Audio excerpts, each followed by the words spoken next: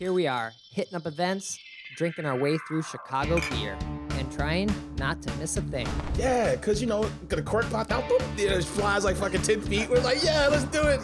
All you have to do is add some fruit, stir it up, and ride that milk-shaped wave. Whenever I see him, I gotta take a photo with the most decorated brewer in Chicago, Jonathan Cutler. It'll be like the stuff you hear. You ever go to, every time you go to Floyd's, all the music sounds like this. Raw, raw, raw. Sometimes you want a small beer, but really, you want a big beer. You gotta take in all those big aromatic hops. Hey, what are you doing this weekend? Waiting in line for a bottle release? You should have never been a fad. The black IPA is delicious. Hey, and welcome to Chicago Beer Pass. I'm Brad Chmielewski. Brad, what's up, man? I'm Nik White. And it's Merry Fistmas here. Merry Fistmas indeed, man. The holidays are next week, and we are drinking a beer that is full festive flavors for jolly, joyful jingles. Yeah, Santa's lost, it's hard times for Santa. He's naked. Santa is butt booty ass naked with suspenders and a barrel. Right. This is an amazing fucking can. I love this can. Yeah. But then there's also Santa topless in the chimney raising his fist. Right. Is there a better... Is he going in or coming out? Is he stuck? Could be stuck. Because going in naked into people's houses, probably not great. Santa's a creep anyway. He knows when you're sleeping. He knows when you're awake. He knows all the kids. He knows all the shit about the kids. Santa's a weirdo anyway. But this is singularly away from that Santa shit. Is a very cool can. Because last week we were drinking the Christmas ale from Great Lakes, which is an ale with spices and honey. But this one's a red ale with ginger and orange peel, so spices and orange. Yeah, for sure, and a red ale base. So you're getting a little more range on the Christmas ale than you do other styles probably. And I think we talked about this last time on last episode. I think we both agree we just kind of like Fistmas more as just a beer to have, and I'm more likely just to be like, all right, yeah, grab a Fistmas. I could have a Fistmas in October, in March, because it's a red ale. Fistmas is a good ass beer. Yeah. Yeah, no matter when you have it. And then just in general, like, there ain't a ton of red ales out there, Right. So we'll probably crush all four of these cans here. Yeah, this is 6.5% from Rev Brew.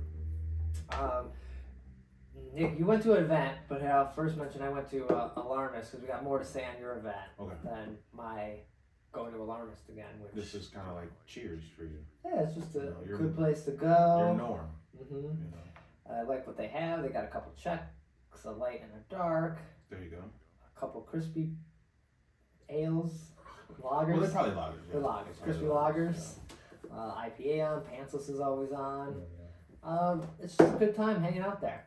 No frills. Yeah, exactly. No frills. Deep Northwest Side. They usually have a firkin. They usually have cocktails. Right. This kind Big of stuff. parking lot, so it's easy to get to too. Yeah, these things are important. You know. Do you have a good range of stuff? Can I park there? Right. Will I get a ticket hanging out on the main street by your place, or can I just park at your place? Right. And the bartender, the one working that night, she's like, last call is like kind of when there's not a strict last call thing happening there. It's not like she's trying to get out of there, or it's like, all right, you guys can have another one kind of thing. They're here for the people. Yeah. I can dig it. So always a good time hanging out at Alarmist. I didn't end up getting any cans to go. No. Just kind of was drinking there. I felt like I had enough things at home at the moment. Just kind of falling through. Yeah. I always like when I'm coming from south of downtown, and I seem to always be coming from that direction. A good stop is always right off the expressway at Peterson. Right. Just get off at Alarmist. Get off and have some Alarmist, and then finish your journey. It's a good stop. Yeah, and we talked about it, I think a couple weeks ago. Go to the places you like to go to, because it's sad if they end up not being there. So, dude, we say this a lot, and following through. We say things like kind of halfway joking a lot of times, but that's for real. Yeah. Like we've heard that from like prominent breweries, like breweries that you would assume are just doing okay. They're like, man, everybody's doing okay on the weekend, but that weeknight shit can kill a brewery. Weeknights, people not coming in, right, it can kill a brewery. Because if you have two people in drinking, you have a bartender there. You had to pay them probably more than the beer you made that night. It's funny you bring this up because there was a pod that talked about Rev closing. Yeah. December 14th. Rev.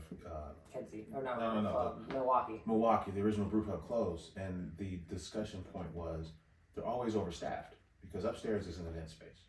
Yeah. And then you got the brew crew, and then you got front of the house and bartenders and shit. And they're not necessarily specialties, but the same people aren't doing all those things. Oh, so you have to hire, these are 3 different businesses, you have to hire 3 different sets of people to run 3 different businesses. So you're always overstaffed, you know, like Nick and Brad work there. Nick and Brad aren't doing all those things. Seating people, making beer, pouring beer, cooking food, hosting events, and that same person's not doing everything.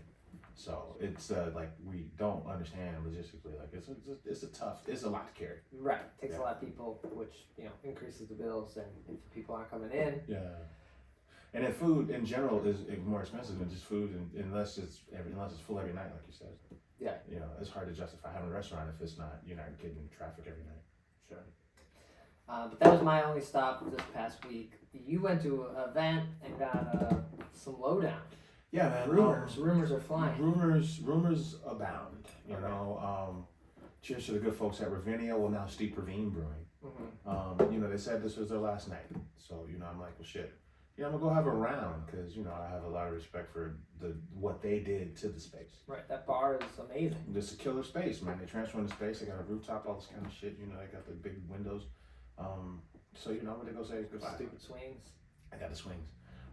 So it sounds like, they're gonna make a formal announcement, like in early January. But the rumors are that, they're not officially exiting the space as a tap room, and that it's just gonna be a reconcept of the space with special guests. So it'll be like, the rumor is that it'll be a completely different name for the space. There'll be a different concept for the space. Like they'll keep the swings, but everything else will be completely different. Okay. And then it'll be more of like a collective of either brewers or spirit producers or maybe both. Oh, really? Yeah, Okay. that'll occupy the space. Isn't that a bar? A bar that makes beer. There's a term for this. Because Twisted Hippo, I heard Twisted Hippo mention it. A bar that makes space? No. When like different corporations all occupy the same space. Oh. I can't think of the name. Like, the co-op? But it's not that. It's like more specific to beer. It escapes me. But it sounds like they're reconcepting. Like I think the original conversation was, hey, we're kind of just gonna focus on making beer and packaging it. Right. And we won't have a presence as a brew pub. But then when you go there, the rumor is, well, that might not be completely true. Okay. So it sounds like they're just it'll be more of a reconcept than actually exiting the brew pub space. Okay, I guess that means they must have been getting people in there, right? Because otherwise you'd just be like, let's cut our losses here. Exactly. So they got the location up in Highland Park, and that location kind of sits on basically Main Street. It's in the Ravinia corridor. So it's next to a tea shop and a coffee shop and, all these little small businesses, and it's a smaller footprint. Right. It's like straight up Main Street USA. Yeah, there's not that many tables in there. Yeah. So then, so they got that space, but then they're like, with this space, it's weird because it sits right off the expressway, so it's actually pretty easy to get to, and that's what made me want to go on a Saturday night. It's like, shit, I hop on the expressway, get off one exit, boom, I'm there in under 2 miles. Sure. So it's, but it's also kind of a weird dead zone for stuff. Right, I think we talked about it with them closing. There's nothing else you can't walk to anywhere. It feels like what small bar Division? Fullerton. Oh. Fullerton that became Beer Bistro. That was like... Good point. So this is Fullerton and Southport for people who know. It's Fullerton and Southport, and yeah, it's like, oh, this seems like a great spot. Oh shit, I'm here. I can't go anywhere else, because how did I get here, and where do I go? Yeah. It's weird. Chicago has these, they're actual dead zones in Chicago. Yeah. Where there's literally an intersection and there's 4 corners and there might be one thing on the corners or there might be nothing. There's a literal dead zones. But then Chicago's got these other dead zones where there's a bunch of stuff on the corner, and there's other businesses and residential stuff. But then for some reason, no concepts seem to work in the retail or the restaurant space, and on specific corners. It's very weird. Right. I just happened to be at Wicker Park this past week. There's the spot right on what's Division. Fistmas good as hell. Right across from Bangers and Lace, that has turned over. I don't know, at least 10 times. So there's a liquor store across the street, and you talking about the other direction, like the other direction. Going west. Yeah, going west. Okay. It was Low Country at one point. It was Low Country. Then it became a Mexican coffee shop. It's been I don't know. It was like some sort of nightclubby thing. Yeah. It just like can't work. Where it's like Bangers and Lace, just do what Bangers and Lace is doing. Like, what doesn't work on your corner that works on that corner? It's weird. It's weird. I can't explain it, or I don't understand. And then to be fair, right? Like Brad and I, we observe all these things, but we don't really have like skin in the game. Right. So we kind of observe from that standpoint. Like we observe as people who didn't put a down payment on anything or buy one tank or nothing, well, even no bench or nothing. Look at Alarmist going there. There's nothing there, but there's not a lot of bars in Sauganash. Yeah. So it's kind of just a bar in Sauganash that brews beer. And I don't understand. Now that you say that, I don't understand what works and what doesn't work. It seems like some shit works and it makes no sense. Some shit doesn't work. It also makes no sense. I don't understand like the rhythm behind it. Right. Like why does Sketchbook Skokie work so well? And there's nothing here. There's nothing over there. I don't even know what else is around there. It's just off a bike trail. Yeah. I mean, there's a parking lot. There's a huge like condo building across the street from Ravinia, and then there's there's a huge office that shares their parking lot. Yeah. And then on the next block is fucking Maplewood, one of the best breweries in the city, which is killing it. So on paper, all this synergy should lead to like something that's hopping all the time. Right. But it might not. It sounds like it might not. Right, because even like Owen Inn is at the end of the alley from Maplewood. Or it was. It was right next to the movie theater on Western. They closed. Like that didn't work. Which is so weird. The burger's good. It's a good location. Why'd they close? Well, then someone died, but I think pandemic kind of kicked their butt. But still. And they had more than one location. Yeah. So they're like, well, fuck it. Oh, well, that's actually. Species. So now we're circling back. This is a good point. I think it might be less about Ravinia, Chicago not working, and more about, well, shit, we got this other location. This was Red's thing. This was Half Acres thing. This was Bishi Group's thing. Yeah. We got more than one location. Listen, let's just focus on the thing that's working, and then rework the other stuff. Okay. So maybe that's what it is, right? Because we're all talking about people that have multiple locations. Yeah, because man, we're all over the place. But we were talking at Fobab to someone who's a brewer at Mars, and he brews at Mars in Logan. Okay. And I'm like, I have never been to Mars Logan. I didn't know Mars Logan was brewing. And we didn't know they were brewing. Why is it Mars Brewing at this point? Like, well, I don't even think of it as Mars.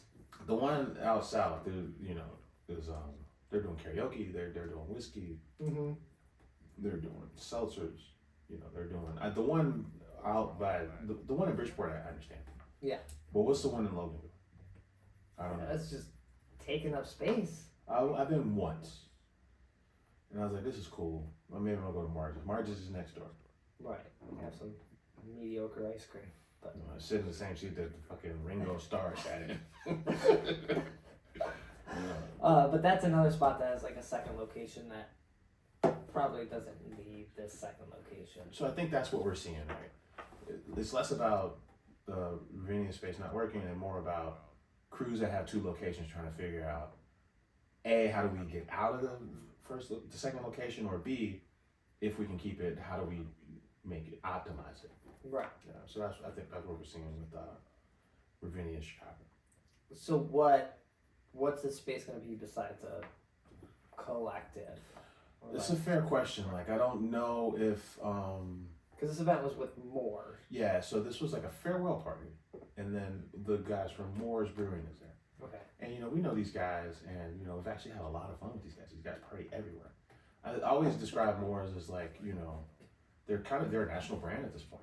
They're in Colorado, they're in New York, and Philly, and DC, and Chicago, all these places, like 7 places. You can get their beer on deep South Side on 79th Street in like a lounge. Or you can get their beer at the Four Seasons downtown. Like it's just a strange dynamic that they've been able to pull off. Right. Get yourself a public and that kind of stuff. So Moore's is hosting this event with Ravinia, and we drink all year. And I'm like, well, these are two crews I've never seen party together. So what is to this? Yeah. So is Moore's coming into space? It's still you don't want to. It sounds like it's going to be a new concept, and it'll be more than one brewery. And all I know is that Moore's was at the closing party for Ravinia. So it sounds like this was kind of a precursor to things that might. Right. Because where does Moore's brew at? Yeah, they were brewing at 18th Street down in Hammond, Indiana. Okay. But then I think they left 18th Street and they're brewing at Prost. And Prost is in Colorado. Prost is like a state-of-the-art contract brewery somewhere near Denver, I believe. So it probably makes sense to be maybe brewing packaged stuff. I think you keep the Colorado footprint for the stores, but then you make stuff at if this all works out, if Moore's is taking over the space, you would make stuff there and have it exclusive to, 4-packs to go, fresh beer to go for these events that they throw. Yeah. Because that's kind of their thing. I think they hang their hat on, like we throw a lot of killer events. Okay. Yeah, whether it's a boat or Sunday morning Jay-Z brunch at Benny's, or they do events with like house party DJs. Like they tend to they do a really good job with activations. They throw events all year long. Okay. We were saying in the pre-show, like their flagship event is in June. It's like the Emancipation Ball. It's kind of like an adult prom of some sort. Okay. Everybody goes out of their way to get dressed up in like tuxedos and ball gowns and shit. And it's like a summertime ball, like around Juneteenth, I think, right? So that's right at Rocco Garden. So walking distance from where this space is. Oh, that makes sense. So it's kind of like, okay, when you look at all the stuff you've seen Moore's do, and you see them at the closing party for Steep Ravine, you're like, oh shit, I kind of think this all might be a thing. So, yeah. Yeah. Interesting. Yeah. Okay. So I think that's what I observed.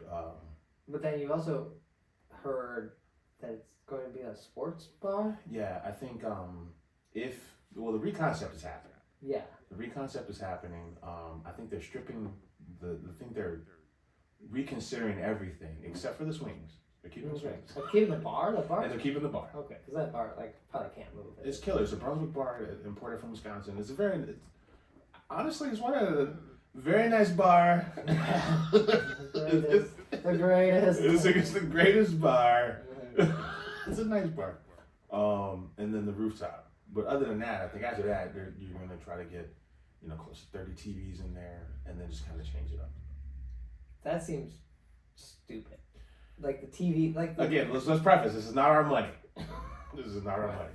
The reconcepting, great. The stuff wasn't working. The tacos were good. Mm-hmm. The burger was one of the worst. The food, everything wasn't.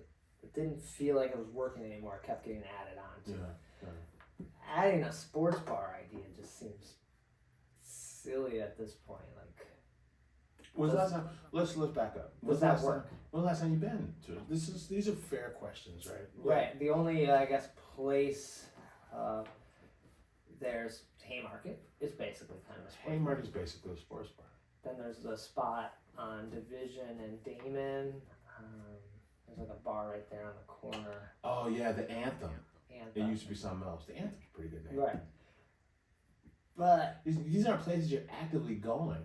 Right. I watch basketball. I would go to all these baseball games, but I'm not watching sports, and so I don't know people who go out to watch sports anymore. Now, if you're doing the WWE wrestling on a Monday, then your boy might show up. Right, but other than that, I'm with you. I don't have an allegiance. I went to DePaul. I don't have an allegiance to the fucking college team necessarily. Yeah. I'm not super into football. All the teams in this town really fucking suck professionally. Right, so you're not getting anyone to come watch whatever Chicago team's playing. So what are you watching? Like the World Series of bowling or pool? I don't know, whatever. Fucking the World Series of dice, like the fucking Dave Chappelle's kid. Like what are you Whatever, watching? like Monday Night Football, Thursday Night Football thing, but that's not that long. Like, there's too many TVs, and I think people don't want to have all these TVs when they go out. Yeah, I don't know. Like I think of Buffalo Wild Wings. Right. And I go there because my coworkers force me to go. Sure. Right. And then But you're not going there to watch TV. No. But every time I'm there, I'm like, damn, there's a lot of TVs in this motherfucker. Right. I think I've been to some parties like this, and it can be really cool. You get a DJ, and the DJ only plays during the commercial timeouts, and you take the approach that the football teams take. It's like, hey, we got the stadium like the Bears. The Bears have a stadium on the lake. You know, this stadium. The argument was on some podcasts that there are some grocery stores that make more money over 12 months than Soldier Field would make in like 8 games, right? But you put in all your, if you're the Bears, you put all your money into these 8 games and let that float you for the entire year. That maybe that's what the bar's doing. The bar's like, yo, we take these 8 weeks, 16 weeks, and like this is our focus. Right, because they're too far away from any team to be like a bar for that like team. Like they're not near Wrigley, they're not near Sox. Maybe when whatever gets built in like Lincoln Yards, if that ever, because there was like talk of like a soccer team there. These are fair questions. What are the economics for sports, bro? I don't know. It just seems dumb. I don't know. And then like we're saying that because we are 2 people who are in a bubble and don't go to sports bars. Right. Maybe there's people that go to sports bars every week. I don't know. Maybe. I don't know. No one wants to pay to watch these things, so they gotta go somewhere. If you're doing like mud wrestling or WWE, I'm going. If you're showing the Sox, then and as a Sox fan, I'm not going. Right. But if it would be cheaper to go to the Sox game than go to Ravinia Steep Ravine and watch a game there. That's fair. I'm curious to see. This is my concern with this thing. If this is my concern. These are 2 crews that, you know, you don't necessarily have.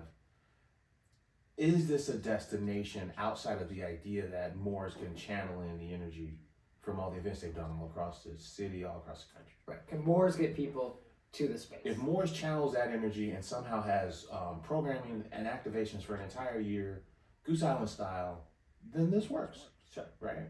But if you have a thing where it's a split personality and it's not completely a Steep Ravine space, it's not completely a Moore space, it's kind of somewhere in the middle, then this might not work. I thought about this and I was like, you know, what if, you know, I don't know if you've been to Luella's all over on Lincoln Avenue. No. But, you know, there's Luella's, which is like a soul food restaurant, right? And they're looking for a new space. There's Cleo's, which is in Avondale in the Ghost Kitchen. They're looking for a new space. Now, if somebody like Cleo's or Luella's went into this place, then this might work. Because those are places that people love that don't have a home. And need a space. And need a space. So now you have a specific voice, a specific point of view that you're speaking from. Like, yo, we are this thing.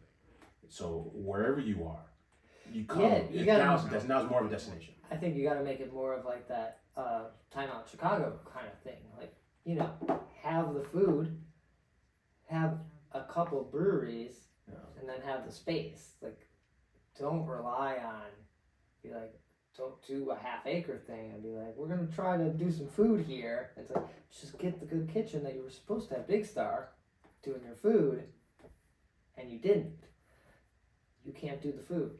Ravinia, you can't, Steep Ravine, you can't do the food. Get one of these other people to do the food. Get someone that people know, that people are psyched about. Right, and don't have Moors doing the food because they're really good at beer and the parties. And events, yeah.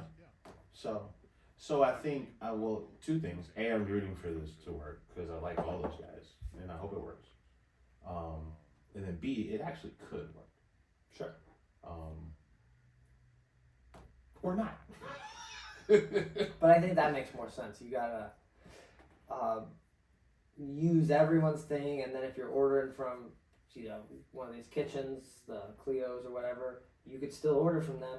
Food's coming out the side door that's going to like Grubhub or DoorDash kind of things, and it's like coming from them. They got a kitchen, they're serving here, so they're doing like they can do twice as much food out of one space. Yeah. So it's an interesting idea, and this is all just kind of rumors in hearsay. We're just, you know, this is wild speculation, drunk history. But sports bar sounds stupid. Yeah. A more space sounds cool. Sports bar seems stupid. Yeah, unless, I mean, yeah, as someone who drinks a lot, I don't know that I would go out my way to drink at a place with the intention of watching stuff. Yeah, I don't want to be overwhelmed when I go somewhere. The thing about TVs is that, like we talk about B-dubs, I'm at B-dubs at the bar and it's like noon and I'm not even drinking beer. I'm just checking out what they got on tap and I'm having B-dubs. And then I can't stop looking at these fucking TVs. Right. Because they're huge and they're right in front of you. So, but I think that's a different kind of drinker. Yeah. I like to hear from that person. That wants to go watch stuff at the bar, but when you could just pull out your phone and watch the same stuff. Right? Yeah. Well, maybe it's gambling. Maybe they're gambling and stuff. Maybe you're a gambler. Maybe. I'm stretch. It's a stretch time. Yeah. Okay. We'll see. See what happens. Yeah. So. But if you're the guys that run that space, you're just like, well, shit. What's the next iteration of our thing? And I think that's what like focus TVs are real cheap. I really went all out on Black Friday and got a lot of TVs and I don't know what to do with them now. Sports bar.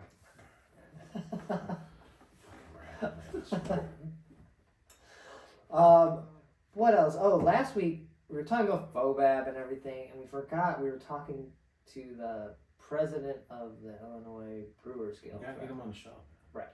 So we got 3 interviews we need to do. We need to interview Ravinia, our guy El Presidente, Marty. and Marty Scott from Barrel Conics is his thing. Where is the Barrel Aged Fistmas? Barrel Aged Fistmas actually might be really fun with. Yeah. Get some neutral oak barrels. Don't give up on the. I still want to feel. Just a French, like a foeder, like a oak French oak. Yeah, I want these flavors, but give us a winter warmer, ridiculous 11, Yeah. 12% version. Oh, speaking. I'm all over the place. But Beguile is doing like every Saturday the hot poker. Yeah, beers. there's a name for that. Yeah, I forgot what it was, but Me too. I gotta go and do it. Hot poker's fun. I never done it. You done it? I did it when Ely opened. Okay. When Ely opened years ago, probably like 13 years ago now. The Dogfish Sam, he was poking everybody's beer. Okay. Yeah. Beguile's doing it, I think, every weekend. Oh, sure. For December or the winter. It caramelizes the head on the beer. It changes the beer. So if you got 2 cups and you got one without it, and then you get one poked, you can see how this fucking thing works. It's cool. I would do it poked. Yeah. Yeah. Just one. Just one poke. Just once. See, I like it. I might do. Yeah, maybe I like it. Maybe I don't. Poke curious. Anyway, at FOBAB, we were talking to the president, and we were talking about. Raced out, man. Cheers to him. Yeah, we were talking about the THC beverages. Yeah. Because I didn't understand why Binny's can have a THC beverage, but I have to go, if I'm going to one of the dispensaries, I have to show my ID, I have to wait in a private room, then go to a kiosk, and then wait in another locked room. Like doors on doors, yeah. But I can go into Binny's and just be like, oh, thanks, and I'm out. I went to They just kind of look at you and be like, yeah, you look 21. Oh, let me scan your ID just to scan it, but I don't care. And then you're out. But it's totally different experiences. like whatever I'm doing at the dispensary, you're kind of freaked out. Seriously. But he said the THC beverages are using the hemp plant. Yeah, so you can derive THC, which is a psychoactive ingredient in cannabis. You can derive it from cannabis or from hemp. Right, Yeah. and this was always one of these like thoughts of the anti marijuana legalization, or like even using hemp, because they're like, oh well, you could just get a whole bunch of hemp and smoke it, and everyone's like, you would need a lot of hemp. I think THC is in hemp, but in smaller quantities, so it takes a lot more hemp to get THC. It'd be like drinking kombucha to get drunk. Yeah. You need a lot of kombucha. You know, it's 2.7. This kombucha is 2.5, 3%. Yeah. Yeah.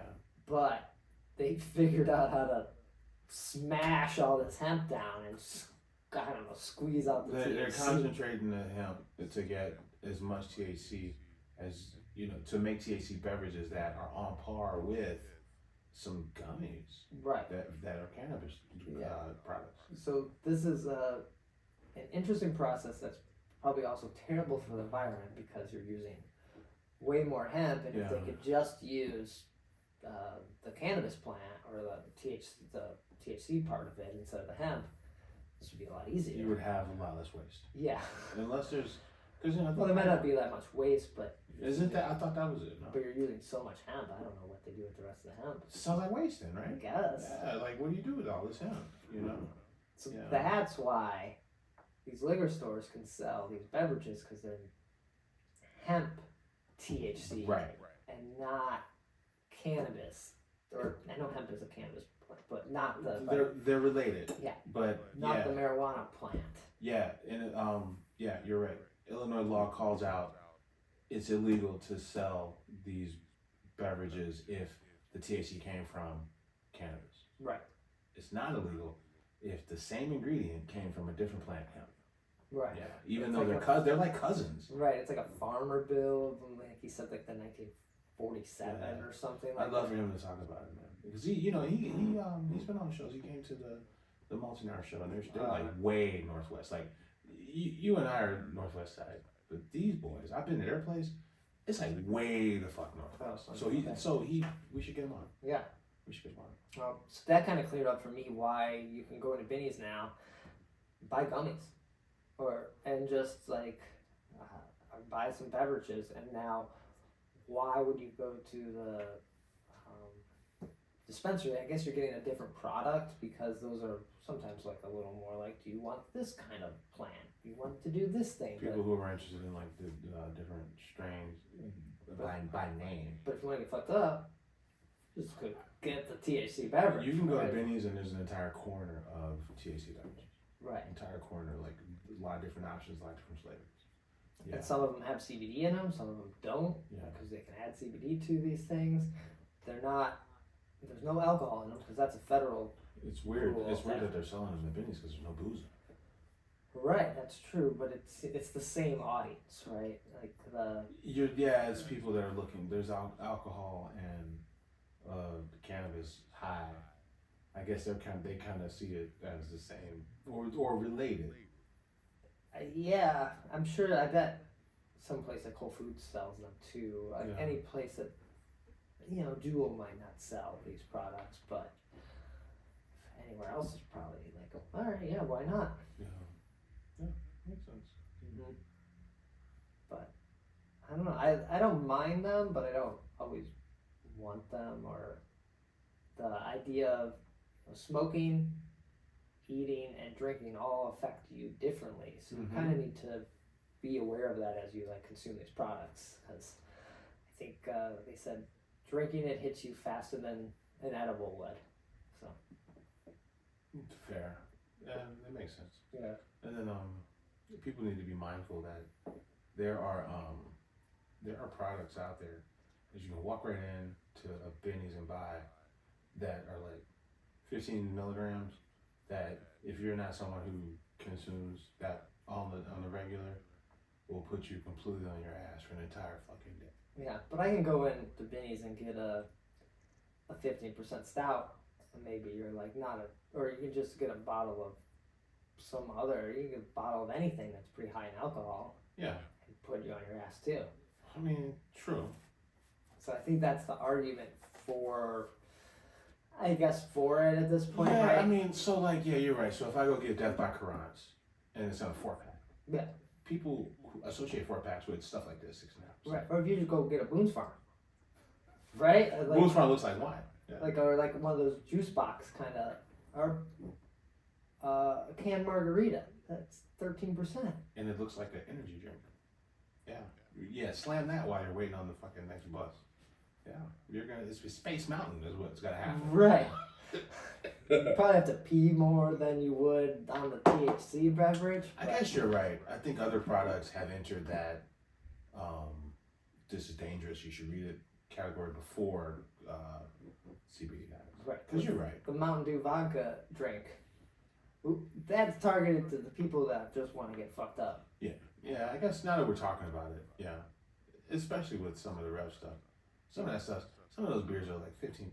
Right. And it's a can. And if you don't have any other exposure to canned beer, if you drink Natty Ice and you have no other exposure to canned beer, and you come up with a fucking Cafe D. Yeah, hello. I don't think the Natty Drinker is going to also like get Natty Ice. Or I could spend $45 on a 4-pack and have this can. Let me see. But the vehicle is the same. It's the same 12-ounce can. That's what I'm saying. That's all. So. I think the return on the Natty Ice 24-pack for like probably like $13. He's like, I need to return all these strawberry Natty Ice. I just need this one can of Deathwoods. Let me get some more of these Star with coffee. Let me get some more of that. But yeah, I didn't realize that for the THC beverages, and that kind of makes a lot of sense. I would expect us to see some sort of law change on the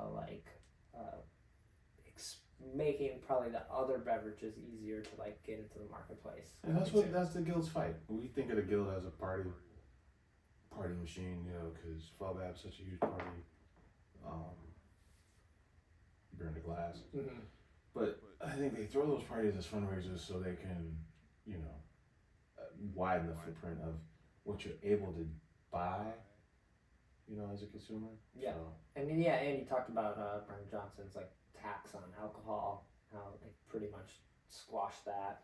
Yeah, that's ridiculous. Man. It was like 30% on alcohol beverages, which would have probably added, you know, your $8 beer would become $10 or $11, and so. Yeah, Brandon Johnson is for sure not going to be reelected. For sure. I think he pissed everybody. People that like him and people that don't like him. Equally, all in one swoop. These fucking taxes on everything. It's like, yeah, I don't think we didn't have a good choice there. Yeah. That's true, yeah, because the other guy he lived in Palos Heights. Right. And he was lying saying he lived in the city. Or we could have kept Oh, fucking Lori. Yeah, we could have kept hey, Lori's like, hey, the feds gave us all this money. Let's give it to the police. Fuck. This town, man. Sorry. Now we're everywhere. Well, we weren't everywhere before that. Anything else we need to touch on or offend anyone before we get out? I think that's it, man. Shout out to Goose Island. They celebrating their 10,000th batch of all time with a Grand Cru. Okay. It's a Grand Cru aged for 8 months in neutral oak cask. Oh, is that where you got the idea for the Fistmas here? I would like to see Fistmas in a fucking cask. In a neutral oak cask.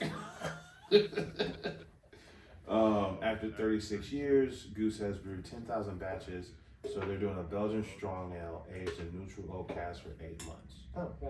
Yeah, it's luxurious with a long finish. Yeah. So good for them. When's it supposed to come out? Let's see. You can get it December 19th on Ozone. Oh, okay. Yeah.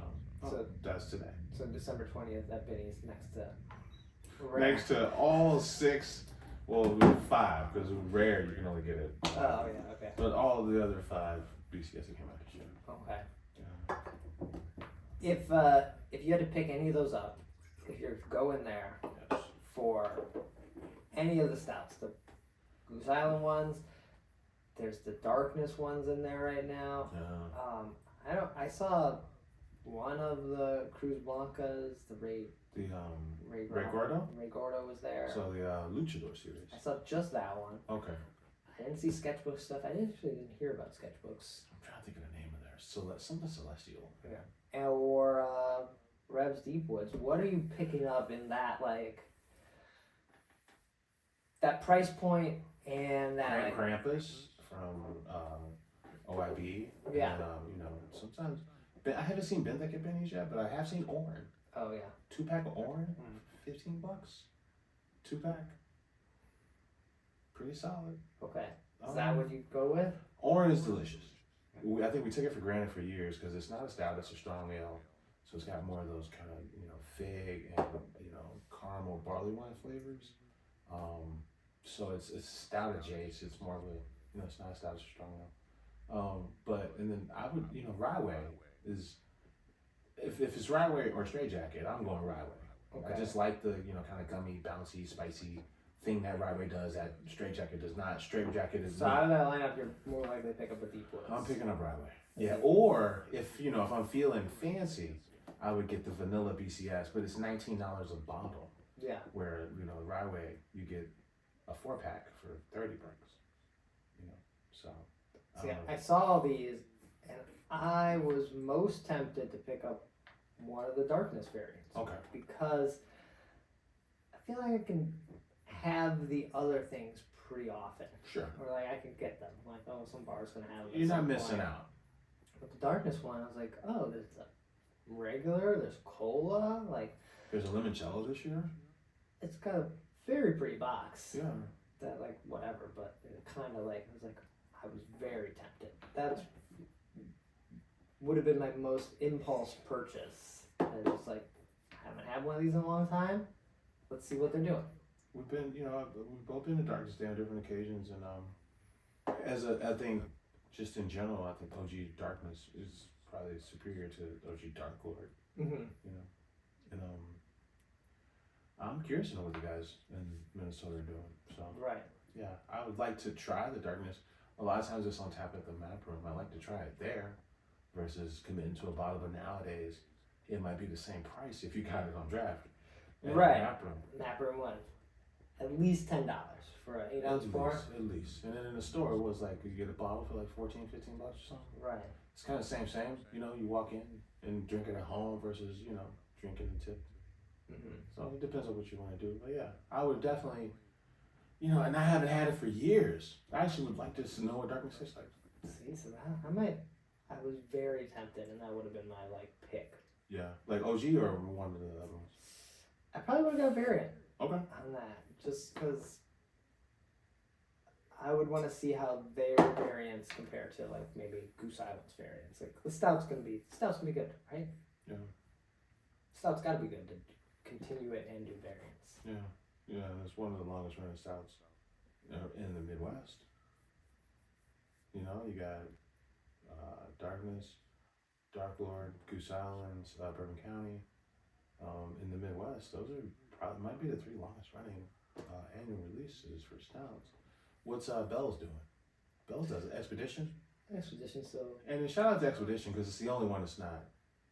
Well, Darkness is an adjunct either.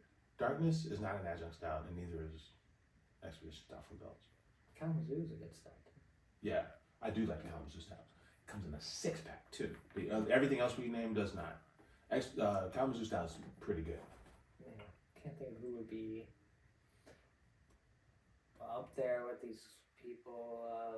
Yeah, maybe somebody in Wisconsin that we're overlooking, but does New Glarus have a stout? I don't think so. I don't think they have a stout. I can't think of a stout. And then who else and what other stout in Wisconsin are you checking for? Right. So, but yeah. All right. Well, yeah. So, that's gonna do it for this episode then. I think it's Christmas is next week. We'll see.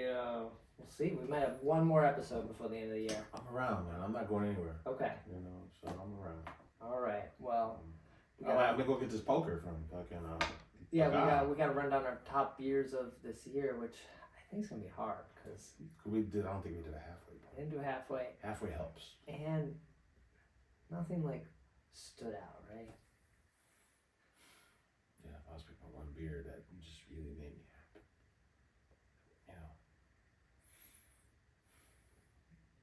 The Rosa. All right. Take care. Cheers.